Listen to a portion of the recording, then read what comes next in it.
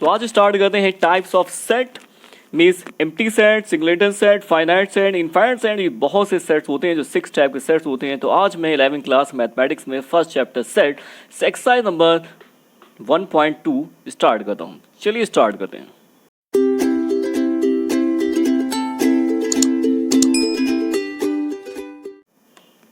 तो सबसे पहले जो सेट आता है empty set. Empty set means वो सेट जिसमें एक भी एलिमेंट ना हो। अब ऐसे कैसे हो सकता है कोई भी सेट हो उसमें एक भी एलिमेंट ना हो। जैसे फॉर एग्जांपल मैं अगर पूछूं आपसे right A set which have the contain only A even number less than 2। दो से छोटा कोई इवन नंबर बताइए जो नेचुरल नंबर हो। आप क्या जवाब देंगे? बिल्कुल कोई ऐसा नहीं होगा। या फिर मैं आपसे पूछूं ऐसे कोई आप अपने क्लास में स्टूडेंट का नेम बताइए जिसकी एज 60 ईयर हो। ऐसा भी पॉसिबल नहीं है। तो ऐसे स्टेटमेंट जिसमें कोई भी एलिमेंट नहीं मिलता है तो उसको बोलते हैं एम्प्टी सेट। तो एम्प्टी सेट को रिप्रेजेंट कैसे करते हैं? तो एम्प्टी सेट को रिप्रेजेंट करने के लिए दो तरीके हैं। एक तो होता है फाई, इसको बोलते हैं फाई बोलते हैं। आप इससे रिप्रेजेंट कर सकते हैं एम्प्टी सेट को, या फिर आप रिप्रेजेंट कर सकते हैं उसको खाली सेट से ही, मतलब खाली ब्रैकेट लगा देंगे तब भी वो होगा एम्प्टी सेट। याद रखिएगा phi is the represent a empty set, लेकिन ये भी आखिएगा एम्प्टी सेट के अंदर आप फाई आप लोग दोगे तो वो आपका एम्प्टी सेट नहीं रहेगा। अगली बात है सिंगलेटन सेट। तो singleton set means single set. Single set means एक ऐसा सेट जिसके अंदर सिर्फ एक ही एलिमेंट हो, उसको बोलते हैं सिंगलेटन सेट। जैसे for example 2 even prime number. Even prime number सिर्फ एक ही होता है 2, जो प्राइम भी होता है इवन भी होता है। तो इसमें कितने एलिमेंट्स आ रहे हैं? सिर्फ एक ही एलिमेंट आ रहा है, मीन्स ये जो हो जाएगा सिंगलेटन सेट हो जाएगा। थर्ड पे आते हैं, थर्ड काफी इजी है, फाइनाइट। फाइनाइट का मीनिंग क्या है? लिमिटेड। तो यानी कि इसमें जो एलिमेंट्स होंगे लिमिटेड एलिमेंट्स होंगे जिसको हम काउंट कर सकते हैं कि आखिर कितने इस सेट में एलिमेंट्स आ रहे हैं। जैसे फॉर एग्जाम्पल 1 2 3 4 5 ब्रैकेट बंद कर दी मैंने, मीन्स ये फाइनाइट होगा। मैं काउंट कर सकता हूँ कि कितने एलिमेंट्स आ रहे हैं, 5 एलिमेंट्स आ रहे हैं। ठीक है, सेम एज अगली बात है इसका converse is a infinite set. तो बिल्कुल अब पता चल गया होगा कि इसमें कौन से सेट होंगे, मीन्स वो सेट जिसमें हम लोग काउंट ही नहीं कर पाएंगे आखिर उसमें कितने नंबर ऑफ एलिमेंट्स हैं। तो इसलिए इसको रिप्रेजेंट कैसे करेंगे? 1 3 4 5 डैश डैश डैश डैश। तो आगे इसमें डैश डैश लगा होगा, डैश डैश ये रिप्रेजेंट करेगा इसमें अनलिमिटेड एलिमेंट्स होंगे। अगले पे आते हैं, ये दो बहुत मेन है, देखने में सेम वर्ड लगते हैं, इक्वल और इक्विवेलेंट। अब ये इक्वल और इक्विवेलेंट में क्या फर्क होगा तो ये मैं बताने जा रहा हूँ। काफी बच्चे कंफ्यूज रहते हैं कि इक्वल सेट इक्विवेलेंट सेट ये कौन से सेट हो सकते हैं। इक्वल तो क्लियर हो रहा है कि दो इक्वल सेट होंगे, इक्वल सेट हो जाएंगे। तो बिल्कुल बात सही है, दो अगर इक्वल सेट है तो इक्वल हो जाएंगे। फॉर एग्जाम्पल मैंने एक सेट लिखा है 2 3 4, ऐसे बी सेट लिखा मैंने 3 4 2। अब ये बताइए दो जो सेट मैंने लिखे हैं दोनों में एलिमेंट बराबर हैं और सेम है, बिल्कुल सही है। जो इसके एलिमेंट्स आगे पीछे हो जाए कोई फर्क नहीं पड़ता है। 2 इसमें भी 2 है, 3 इसमें भी 3 है, 4 दोनों में 4 है। तो यानी कि ये हमारा इक्वल सेट हो जाएंगे और इसको रिप्रेजेंट करेंगे ए इक्वल टू बी, यानी दोनों सेट आपस में कैसे हैं?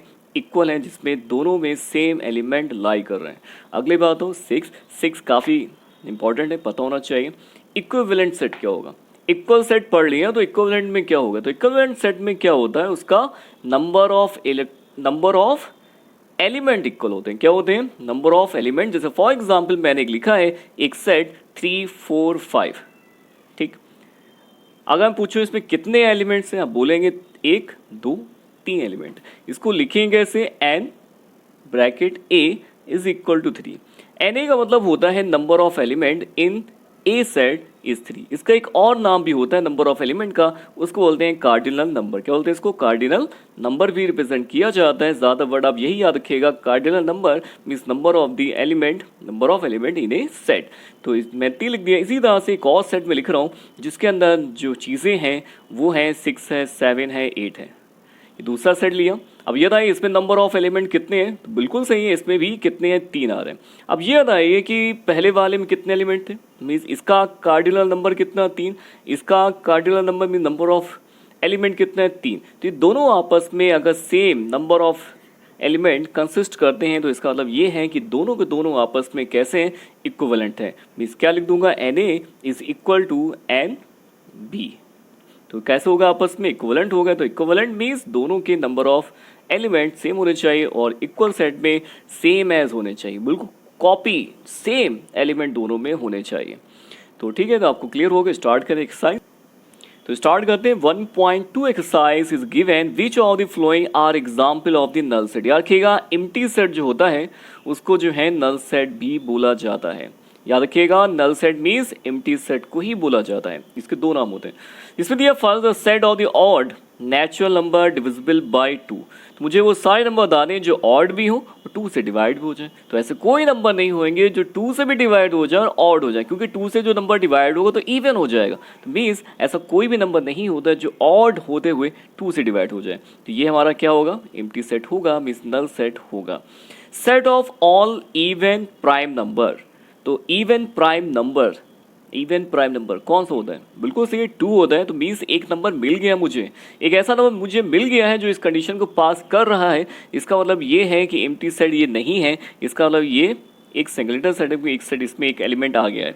अगले बात है एक्स सच डैट। क्या बोलेंगे इसको, एक्स सच डैट। ये दो जो है डॉटेड लगे हुए हैं, रेशियो का साइन जो दिख रहा है आपको, ये जो पढ़ा जाता है such that, x such that x. इसका मीनिंग होता है एक्स एक एलिमेंट जो रिप्रेजेंट कर रहा है नेचुरल नंबर को जिसकी वैल्यू 5 से छोटी है और 7 से बड़ी है। तो बताइए कोई ऐसा नेचुरल बताइए जो 5 से तो छोटा हो और 7 से बड़ा। ऐसे कैसे हो सकता है, जो 5 से छोटा हो वो 7 से कैसे बड़ा हो सकता है। तो 20 ऐसा कोई नंबर नहीं होगा जो इस कंडीशन को सेटिस्फाई करेगा। इसका मतलब ये नल सेट हो गया है। इसके बाद आते हैं 4 x y such that y is a point common to any 2 parallel lines. 2 parallel lines है, मीन्स यहाँ पे एक लाइन ये है, एक लाइन ये है। अब बताइए दोनों में कोई कॉमन पॉइंट होगा, बिल्कुल नहीं होगा। जब इंटरसेक्टिंग लाइन नहीं कर रही तो कॉमन पॉइंट कैसे हो सकता है। तो ये भी कैसा हो जाएगा, एक नल सेट हो जाएगा, मीन्स एक एम्प्टी सेट हो जाएगा। तो आपको क्लियर हो गया होगा। अगली स्टार्ट करते हैं एक और चीज़, सेकंड क्वेश्चन बहुत इजी है, ये डायरेक्टली है, ट्रू फॉल्स की तरह है। तो which of the following set are finite और इनफाइनाइट। तो मैंने बोला था जो फाइनाइट होते हैं उसमें आप लोग एलिमेंट को काउंट कर सकते हैं, लिमिटेड इसमें एलिमेंट्स होंगे, इनफाइनाइट जिसमें अनलिमिटेड एलिमेंट्स होंगे, इसको हम काउंट नहीं कर सकते। तो the set of month of the year. अब बताइए एक साल के मंथ को काउंट कर सकते हैं, कितने होते हैं, बिल्कुल 12 होते हैं। फाइनाइट हो गया तो किसको लिखेंगे, फाइनाइट। मैं एफ बना देता हूँ, ठीक है। उसके बाद 1 2 3 डैश डैश डैश, आगे कहाँ तक जाना है पता नहीं है। तो इसका मतलब ये कौन सा हो गया, इनफाइनाइट। मैं आई एफ बना देता हूँ, आई एन एफ बना देता हूँ, इनफाइनाइट। अगले पे आता हूँ इसे थर्ड 1 2 3 डैश डैश डैश 99 और 100। आखिरी नंबर मुझे पता है कि मुझे 100 तक जाना है। इसका मतलब ये कौन सा हो जाएगा, फाइनाइट हो जाएगा। क्लियर, बिल्कुल सही, आपको क्लियर हो रहा है। कॉपी पे रखिए साथ में। The set of positive integer greater than 100। मुझे वो सारे के सारे इंटीजर बताने हैं जो पॉजिटिव हों और 100 से बड़े हों। अब 100 से बड़े तो बहुत नंबर होते हैं, करोड़ों में, लाखों में होते हैं, अरबों में होते हैं, हम लोग नहीं बता सकते कहाँ तक जाना है। तो मीन्स ये हो जाएगा इनफाइनाइट हो जाएगा। तो सेम एज जाते हैं फिफ्थ पे, the set of all prime number less than 99। तो मुझे वो सारे नंबर लिखने हैं जो 99 से कम हों और प्राइम हों, लेकिन ये तो उन्हें बताया नहीं। तो इसमें बिल्कुल साफ साफ बोला जाए नंबर 99 से कम होने चाहिए, प्राइम होने चाहिए। प्राइम कहाँ से स्टार्ट हो, 2 से स्टार्ट होते हैं और जाना कहाँ था 99 से कम। तो बिल्कुल सही है, लिमिटेड है, तो मीन्स ये कैसा हो गया, फाइनाइट हो गया। इसके बाद आते हैं third is the same as is the question the state whether the following set are the finite और infinite. The set of all the lines which are parallel to the X axis. तो X axis ये Y axis ये, तो X axis के parallel lines कितनी खींच सकते हैं, बहुत हो सकती है लाइंस जितनी चाहे हम एक्स एक्सिस के पैरेलल लाइंस खींच सकते हैं। मीन्स ये कैसा हो जाएगा, इनफाइनाइट हो जाएगा। तो इसको लिख देते हैं इनफाइनाइट, ठीक। Set of all letter in the English alphabet. बिल्कुल सबको पता है इंग्लिश में अल्फाबेट कितने होते हैं, काउंटेबल है, तो मीन्स ये हो जाएगा फाइनाइट। अगले पे आते हैं the set of all number which are multiple of 5। 5 के मल्टीपल्स मुझे बताने कितने होते हैं, नहीं बता सकते, बहुत होते हैं, अनलिमिटेड होते हैं, मीन्स ये हो गया इनफाइनाइट। तो आपको ये क्लियर हो गया होगा कि फाइनाइट और इनफाइनाइट क्या होता है। ऐसे और 2 क्वेश्चन दे रखे साइड में, चलिए उनको भी सीख लेते हैं। तो क्या लिखा हुआ है इसमें, is the fourth part the set of animal living the set. अब ये आपको करने हैं, बिल्कुल ये 2 क्वेश्चन आप करिएगा, आपसे हो जाएंगे मिल। तो स्टार्ट करते हैं question number 4 in the following set whether A or B is equal. तो बताना यहाँ पे ए बी आपस में इक्वल है नहीं या फिर ठीक। तो कैसे पहचानेंगे 2 सेट आपस में इक्वल है या नहीं। तो मैंने बताया अभी आपको कि ए और बी 2 सेट तभी बराबर होंगे जब दोनों सेट में सेम एलिमेंट कंसिस्ट करेगा। तो देखते हैं ए सेट में क्या है, ABCD, बी सेट में क्या है DCBA। देखिए एलिमेंट सेम है, थोड़े आगे पीछे हैं, तो मैंने बोला किसी सेट में अगर आगे पीछे एलिमेंट होते हैं उससे कोई भी फर्क नहीं पड़ता है। तो यानी कि दोनों सेट कैसे इक्वल हैं, क्योंकि बी को मैं लिख सकता हूँ A, B, C, D form में। अब बताइए दोनों सेट कैसे इक्वल हैं? बिल्कुल ही सही है, दोनों सेट इक्वल हैं कि दोनों के दोनों जो है सेट सेम एलिमेंट को कंसिस्ट कर रहे हैं।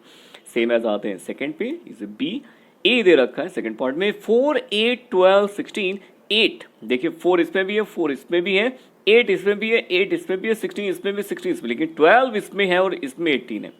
डिफरेंट है, सेम नहीं है, तो मतलब ये है कि ए और बी आपस में इक्वल नहीं होंगे।